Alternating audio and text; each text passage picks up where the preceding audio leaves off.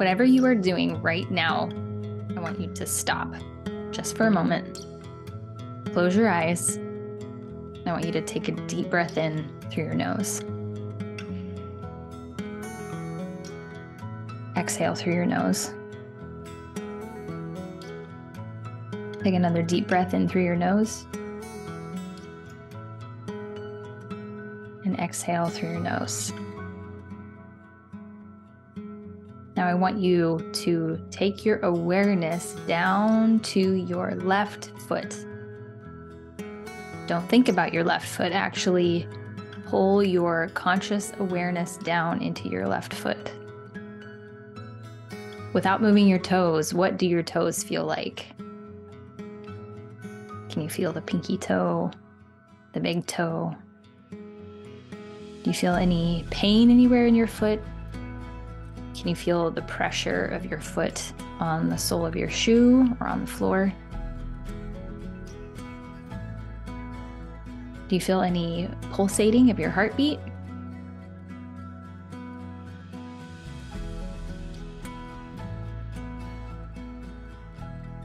Move your awareness around to the top of your foot.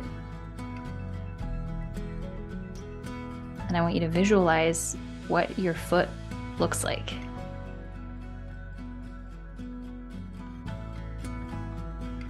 Okay, so today's episode is on meditation. And congratulations, if you have never meditated before, you just participated in type of meditation. I almost said medication, a type of meditation, like a mindfulness meditation. Meditation has been one of the most positive impacts on my life.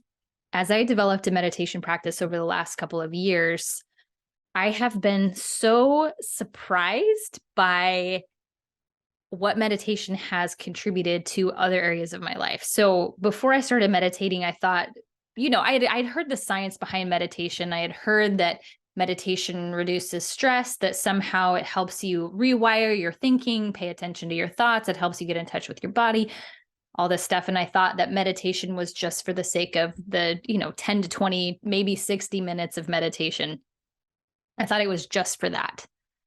I did not realize that developing a meditation practice was going to have a trickle-down effect into every area of my life when it came to being mindful, being present, being aware, being more in tune with how my body is feeling, having a little bit of space between my reaction to something and the choice that I actually want to make in response to a situation. Meditation has been a profoundly powerful tool for me. And I have tried all the different types of meditation. So within the meditation traditions, there are, guided meditations, there's mindfulness meditation, there's transcendental meditation, there's all sorts of different types of meditation. And I'm not really going to talk about all of the different methods of meditation so much as I am just going to talk about how you can get started and then what some of the impacts are of meditation that you can expect in your life.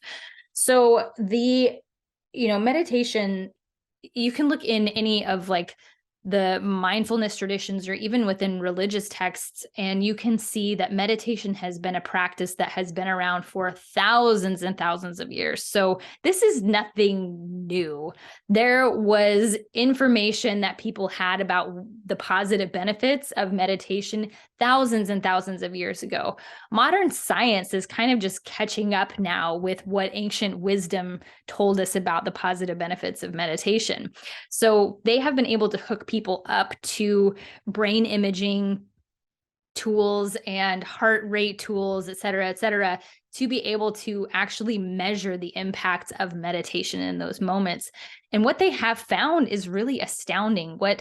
Some of what meditation does is it takes you out of that limbic system that is like the fight or flight, that is the responsive, that is the reactive, and puts you more into your contemplative or forward-thinking thought processes. So meditation, for me, one of the things that meditation has really positively impacted is my struggle with anxiety. So one of the ways that I came to meditation was because I was looking for some practical tools to deal with just off the chart panic attacks and anxiety a lot.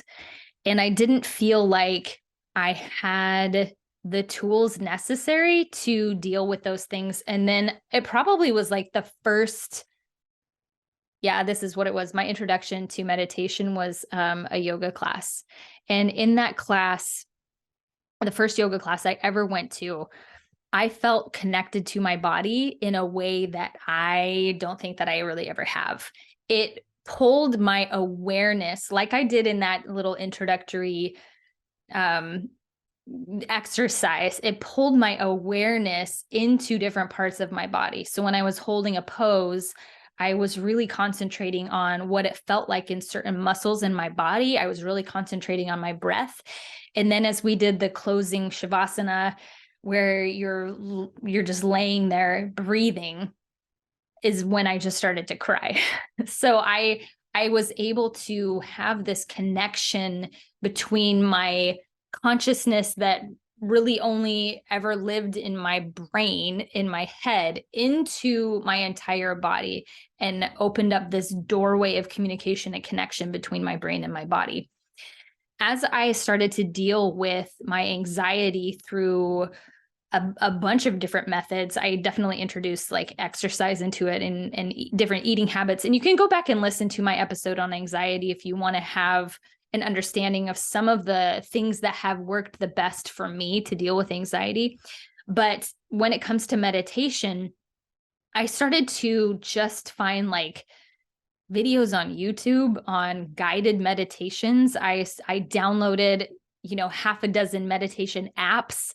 I downloaded Insight Timer. I subscribed to Be Magnetic. They have a ton of guided meditations. I looked for guided meditations, like I said, on YouTube. I discovered the Silva method. I looked into Vipassana meditation, transcendental meditation, all of these different tools. And then I just tried them out. And then I found what worked for me. And what works for me on some days doesn't work for me on other days. And sometimes I just have to feel into what I'm needing in those moments. So even before, I'll just share with you, I was not totally sure what I wanted to bring to the podcast today. And so as I was, fumbling around thinking about like, well, I don't know, what do I want to say today? What do I want to bring? And what do I want to offer today? What will be helpful today? I just stopped and started meditating. And I was like, duh, that's your answer. It's meditation. Meditation brings us back to ourselves over and over and over again. Meditation helps us connect to ourselves, helps us connect to God, helps us connect to our thoughts. One of the wonderful things about meditation is, as I was learning some of the tools within like cognitive behavioral therapy. So cognitive behavioral therapy helps you understand that your thoughts are what are controlling your emotions. Your thoughts are the step before we have any feelings about things. And many, many times our thoughts are just kind of running rampant. They are doing whatever they want to do based on what we have done, based on our patterns, based on our programming. Our thoughts are always in line with that.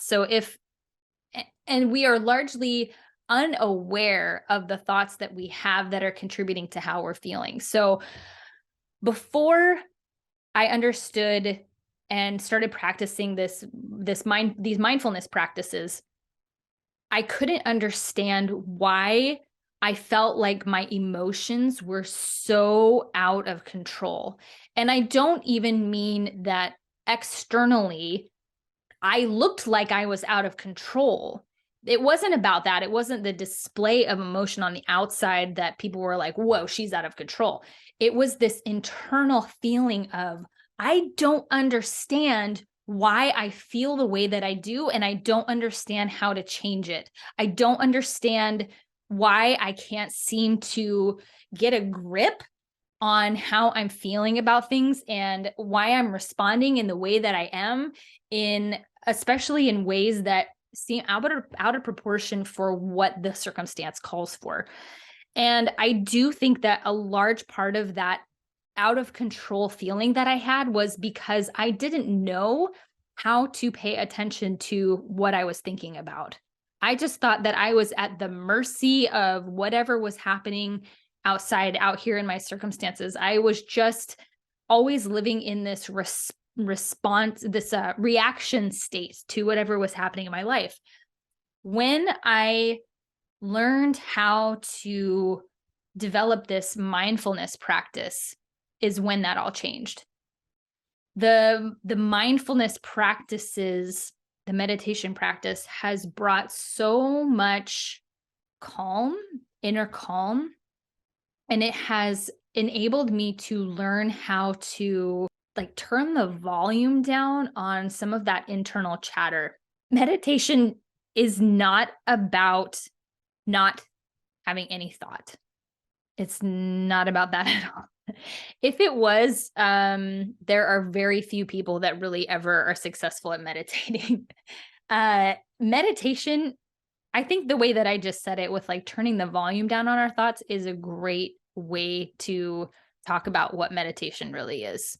Meditation is being able to become aware of what you're thinking about. So when I was in this state of feeling like had this internal out of control feelings all the time, I felt like I was a victim of my circumstances. And meditation allowed me to see that the thoughts that I was having were not me. In the same way that, you've got these little adrenal glands that sit on top of your kidneys, and your adrenal glands are in charge of pumping out your stress hormones. They're in charge of pumping out cortisol.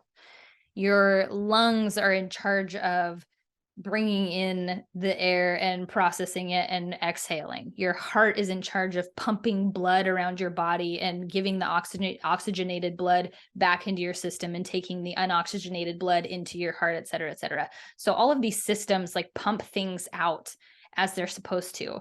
And when I heard that your brain is just in charge of pumping out thoughts, I had this like great sense of relief that number one, is nothing wrong with me, because that internal chatter is going all the time. This internal dialogue and narrative is happening all the time.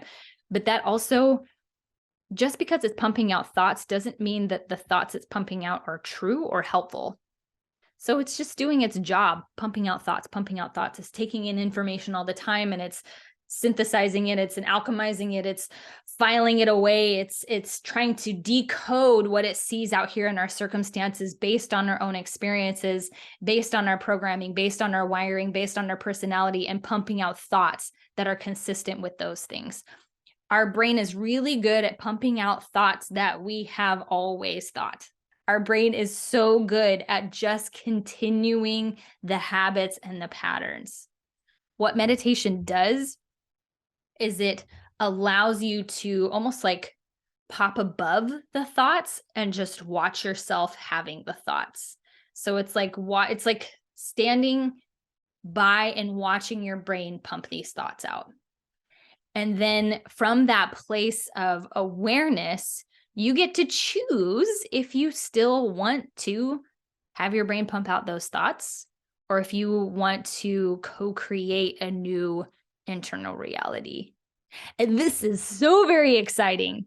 This is why I think that a lot of people struggle with permanent change. This is why a lot of people struggle with being consistent, is because when we are disconnected from our thought machine in a way that we're not observing our thoughts and sifting through them and deciding if we still want to have them, and if we're just letting our brain pump the thoughts out, then we will not be able to make true change, because we will always revert back to the thoughts that we've always thought.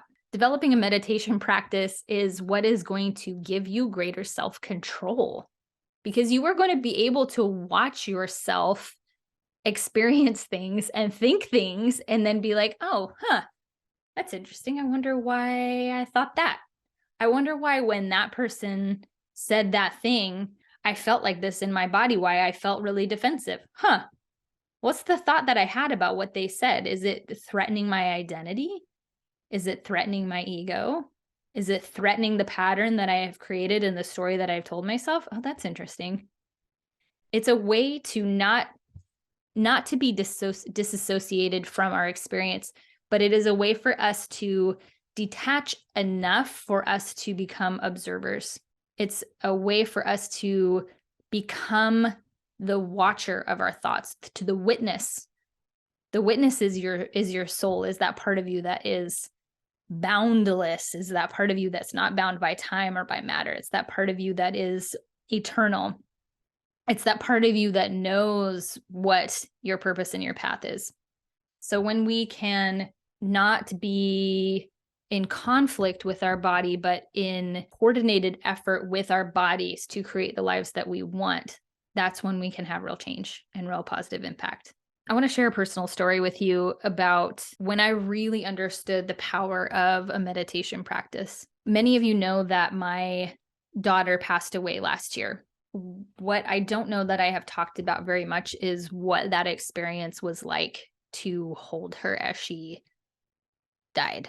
She was sick that week, and we had been in communication with medical professionals and hospice and all of that, because we knew that that was a very possible reality with the illness that she had. And so that Sunday morning, I was holding her in my arms and I dropped into this meditative, aware state that I had for the previous year and a half, 2 years, had learned how to do. And what that did for me in those moments right before her death and after her death, was it allowed me to be so very present, and I didn't miss a thing. And I didn't want to miss a thing. I wanted to be in those moments, mind, body, spirit. I wanted to be fully there for her, for my family, and for myself. Meditation is not for the moments that you're actively meditating. Meditation is the training for how you show up in the other however many minutes of your day.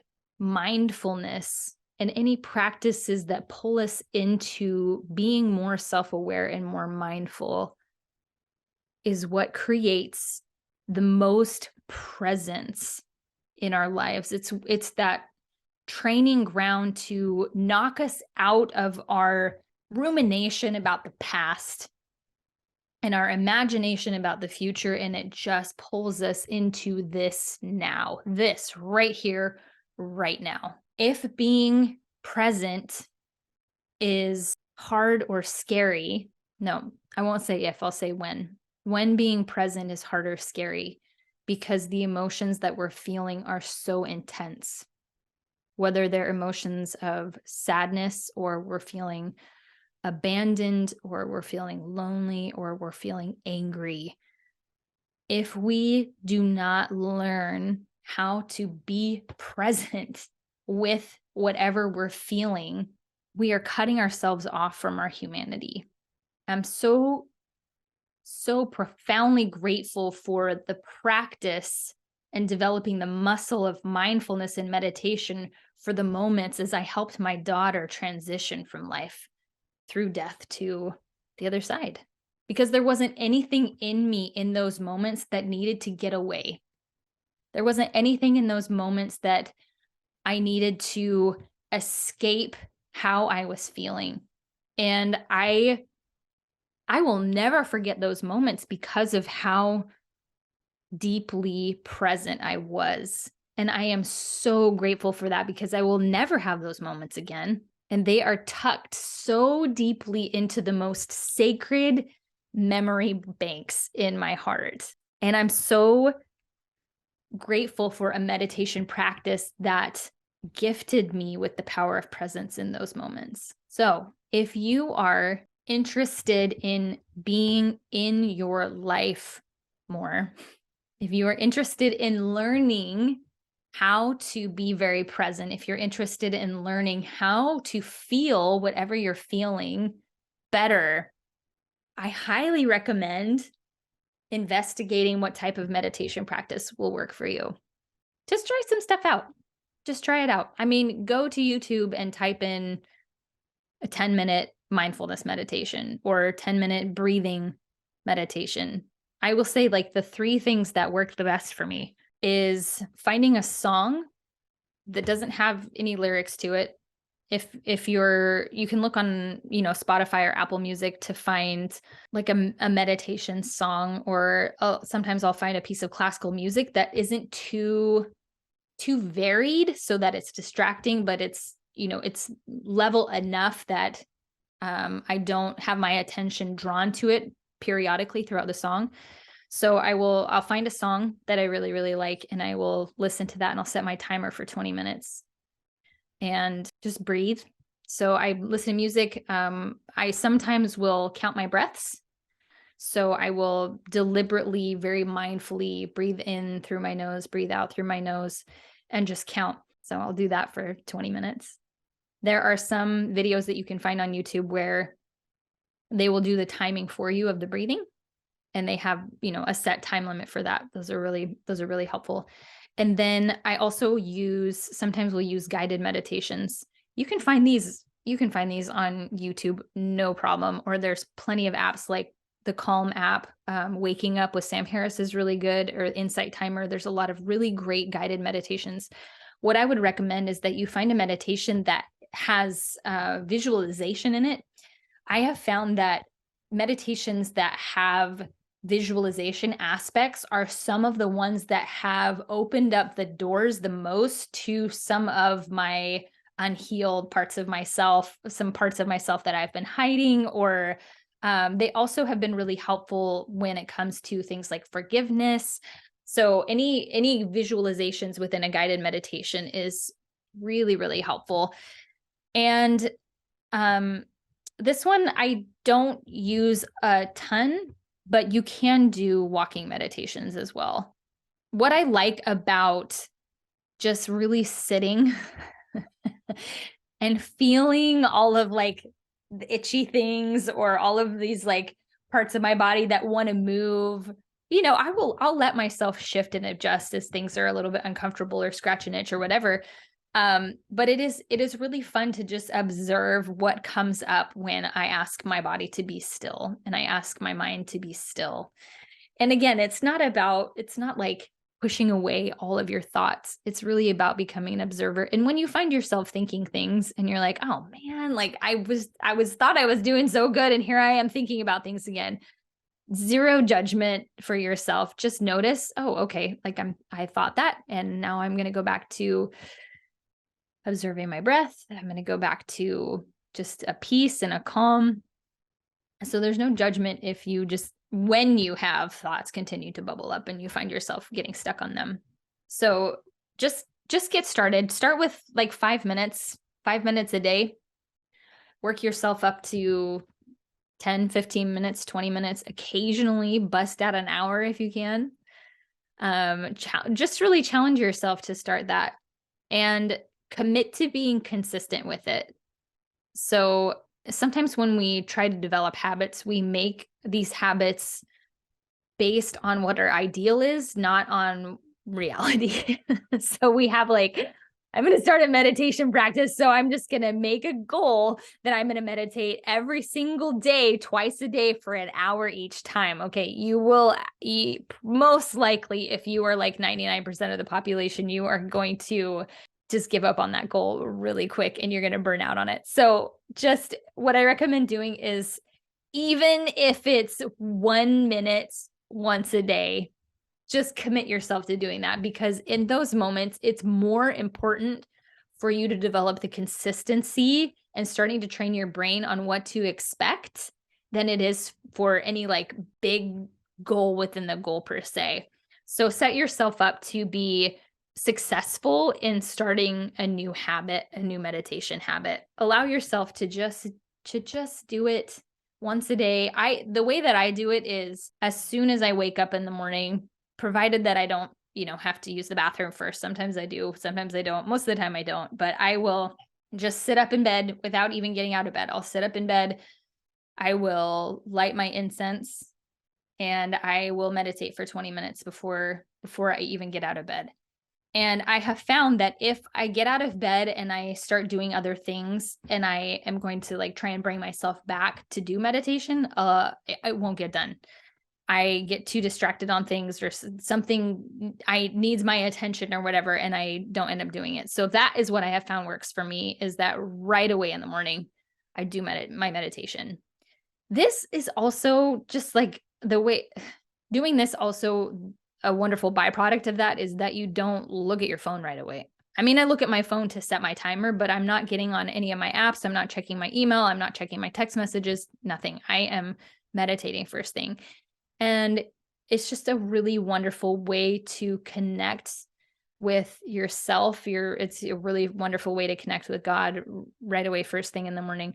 And another wonderful thing about doing it first thing in the morning is that when you're asleep, your brain waves are different than when you're awake and when you are engaged in an activity.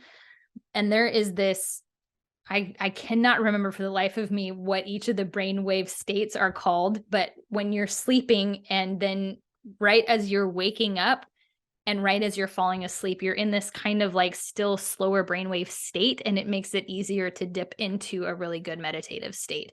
So before you start getting amped up and in your day and active in your day, et cetera, and you're in these faster brainwaves, you're in the slower brainwaves, and it makes it easier to drop into a meditative state. So it's like setting up in my environment to be successful at a new habit that I want to develop. So it just has worked. It has worked really, really well for me. And just again, like just find a technique that works for you. It doesn't matter if it doesn't work for anybody else. It doesn't matter if people don't understand why you're doing it. It doesn't matter even if your natural like hesitation about exploring meditation is like, I don't know, that sounds like too woo-woo. If that's the case, like go do a little bit of research on the science behind meditation and you can lean into it from that side of things if you're just needing some like cognitive buy-in. But I guarantee that when you start a meditation practice, you will feel the effects of it, the positive effects of it, and you're not going to need to continue to motivate yourself through any of the external stuff, because you will feel an internal motivation to continue to develop that state of being present and feeling all the things that you're feeling and being able to observe your thoughts and choose new ones if you want to. So that's all I have for you today. Thanks for joining me on this episode of the PS We Expire podcast. And I really hope that you create some type of mindfulness exercises for yourself, particularly through meditation. So before we go, PS We Expire.